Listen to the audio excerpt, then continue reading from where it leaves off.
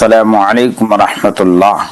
ناظرین، آج سنتے ہیں کہ ایک امریکن لڑکی نے کس طریقے سے ایمان قبول کیا، اس کی پوری وضاحت جانیں گے۔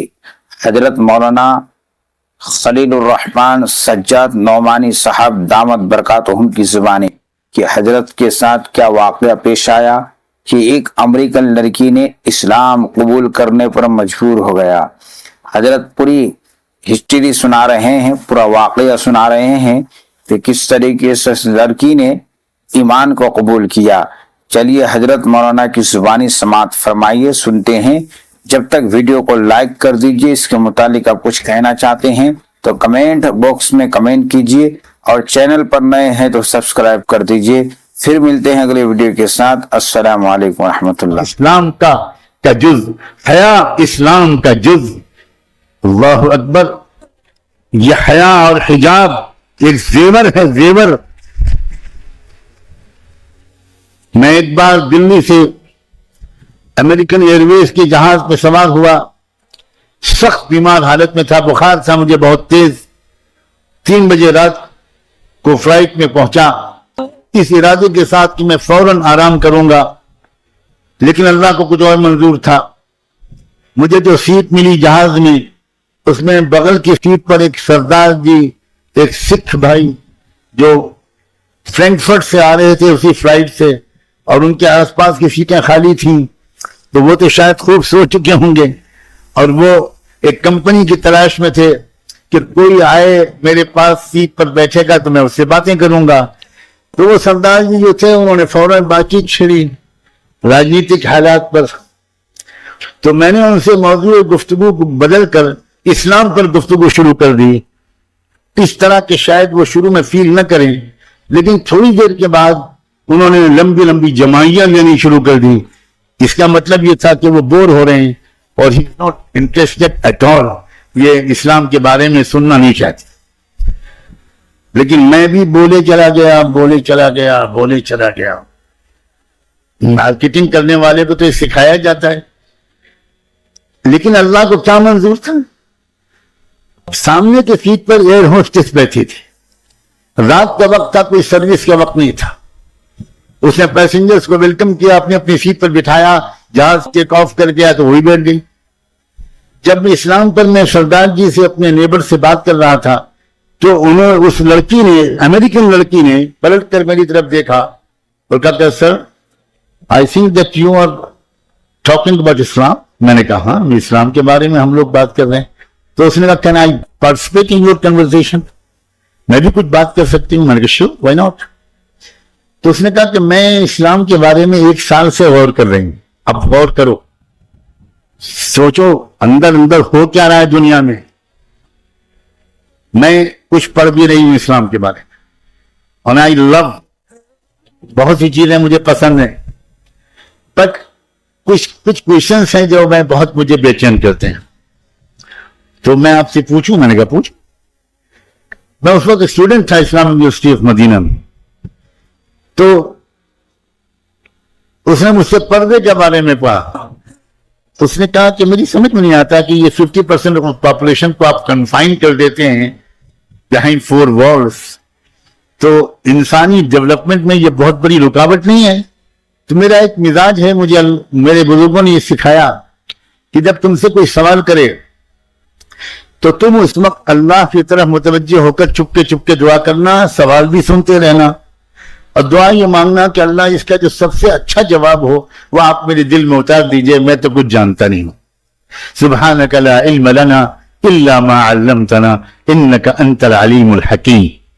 میرے دل میں ایک جواب ایسا آیا جو اس سے پہلے کبھی نہیں آیا تھا، اور میں نے ان سے کہا کہ 1972 میں آپ کے یونائٹڈ اسٹیٹس آف امریکہ میں ٹیکسس اسٹیٹ کے کیپٹل ہیوسٹن میں ایک عجیب واقعہ پیش آیا تھا، اور وہ واقعہ ان شارٹ بیان کرتا ہوں کہ ایک صاحبزادے اپنے کار میں بریف کیس میں تقریباً $20 لاکھ 2 ملین ڈالر کی مالیت کے زیورات، جیولز اینڈ ڈائمنڈز لے کر نکلے، اور مڈ نائٹ 12-1 بجے کے قریب انہوں نے راؤنڈ اباؤٹ ایک چوراہے کے پاس اپنی گاڑی روکی اور گاڑی روک کر وہ بریف کیس نکالا اور چوراہے پر کھول کر رکھ دیا, اور اسی کنارے ایک بلڈنگ میں ان کا اپارٹمنٹ تھا. انہوں نے گاڑی پارک کی اور اوپر چلے گئے اور اپنی بیلکنی سے واچ کرنے لگے کہ اب دیکھیں میرے بریف کیس کا کیا ہوتا ہے. تھوڑی دیر کے بعد کوئی اور صاحب آئے, انہوں نے دیکھا, گاڑی روکی, ادھر ادھر دیکھا, کوئی نہیں ہے. بریف کیس کو دیکھا, سوچا کہ $20 لاکھ مجھے اس طرح مل رہے ہیں یا اپروکسیمیٹلی. انہوں نے جلدی سے بریف کیس اٹھایا اور گاڑی میں رکھی اور بھاگ گئے. اس نے نمبر نوٹ کر لیا مالک نے اور پولیس کو انفارم کیا, اور اگلے چوراہے پر پولیس نے ان کو ریڈ ہینڈڈ پکڑ لیا. کیس چلا. امریکن ٹیکسس ہائی کورٹ نے جو فیصلہ کیا, میں نے اس امریکن ایئر ہوسٹس کو وہ ججمنٹ کا خلاصہ سنایا کہ میں نے ریڈرز ڈائجسٹ میں وہ قصہ پڑھا تھا. ہائی کورٹ کا فیصلہ یہ تھا کہ اصل کرمنل وہ نہیں ہے جس نے چوراہے پر سے بریف کیس کو اٹھایا ہے. اصل کرمنل وہ ہے جس نے پروٹیکٹڈ پراپرٹی کو اوپن کر کے چوراہے پر رکھ دیا. یہ آپ کے ہائی کورٹ کا ججمنٹ ہے. تو وہ تھوڑی دیر کے لیے پزلڈ ہو گئی. میں نے کہا کہ آپ سمجھیے کہ یہ آپ کے سوال کا جواب ہے. تو کہنے لگی کہ can you please explain it a little further. میں نے کہا سیدھا بات ہے, اسلام کے نزدیک ہر فیمیل, ہر لڑکی اور ہر عورت بلینس آف ڈالرز کی قیمت کی ڈائمنڈ نیگلیجبل ہے. It should be protected. It should be protected. اب اگر کوئی لڑکی, کوئی عورت وہ اپنے آپ کو اوپن کر کے پیش کرتی ہے تو امریکن کوڈ کے مطابق جو لڑکا ٹیس کرتا ہے, جو لڑکا سیٹی بجاتا ہے, وہ مجرم نہیں ہے. مجرم وہ لڑکی ہے جس نے انوائٹ کیا ہے کہ آؤ ہنڈو, آؤ سماج کے خراب لوگوں, مجھ پر بری نظر ڈالو.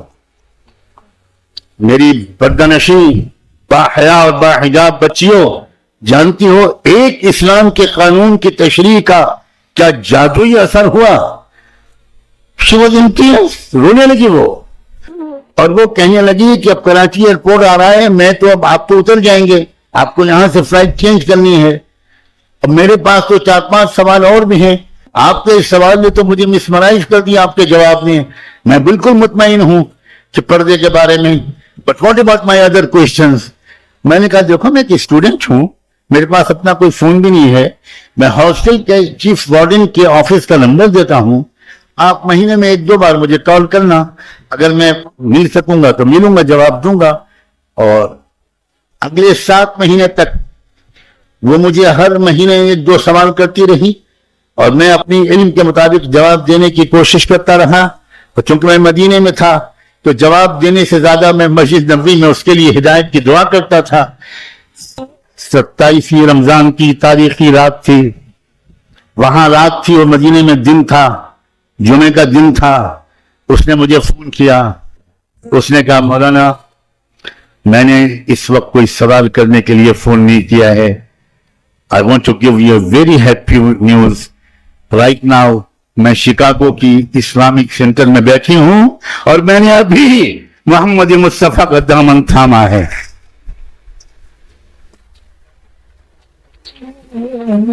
تمہارے پاس ہے لڑکیوں یہ چانس ہے کہ اپنی نان مسلم کلاس میٹس, روم میٹس, ہاسٹل میٹس, اپنی نیبرز, اپنی سوسائٹی اور محلے میں رہنے والی نان مسلم لڑکیوں سے دوستیاں بڑھاؤ اور ان سے کہو کہ پلیز لیٹ اس انڈرسٹینڈ.